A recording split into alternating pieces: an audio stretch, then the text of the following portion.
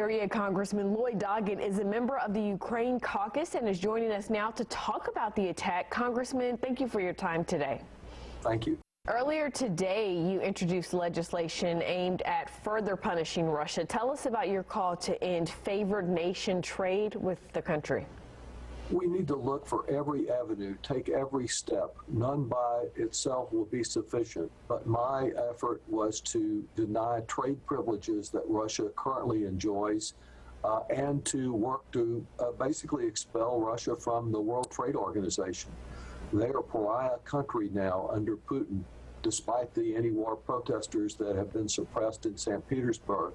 I think we need to look for every avenue to isolate Russia from the rest of the world.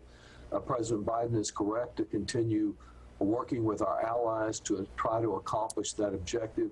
This is just one more method, but to deny them trade privileges, to say what you did was so wrong, and until you get out of Ukraine, you won't enjoy normal economic privileges with the rest of the world. How do you think, though, that will impact other European countries as well as the consumer here at home in America? Well, I think we need other European countries to join us. They have far more trade with Russia than we do. I believe ultimately, not as a result of my legislation, but as a result of this Russian aggression, we may well pay a price here at home in gas prices and in just the general instability that this has cost the world, as well as the possibility of Russian cyber attacks. So we need to be prepared. There may be a price to pay for standing up for democracy and the independence of a free democratic country, but it's a price we need to pay. Once Putin gets control here, if we are weak, he will be seeking other places in which to move. Is it strategic, though, to hold some cards to not issue all the sanctions at once so that you can increase as needed? You know, I understood that approach initially.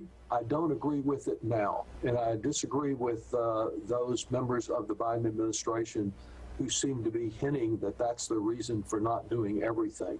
When Russia rolls those tanks across, when families are being murdered in Ukraine now, when we're seeing the Kyiv capital about to be overwhelmed, we need to use every tool in our toolbox and not hold any of them back, just as we need to hold back no weapons that the Ukrainians need in their courageous attempt to deal with these overwhelming Russian forces.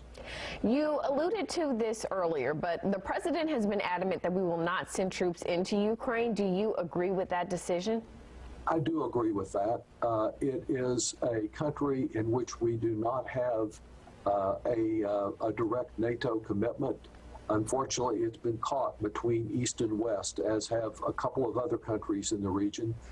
I don't think it makes sense for us to move in militarily into Russia's backyard, but I do think that we need to be giving the Ukrainians every bit of military assistance we can, and to make it clear to Vladimir Putin that if he takes Kyiv, it's not over.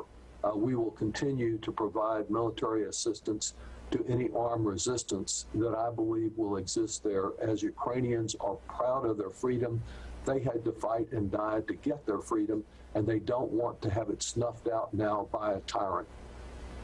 Congressman Doggett, we thank you for your time today. Thank you, Ashley, very much. All right, another big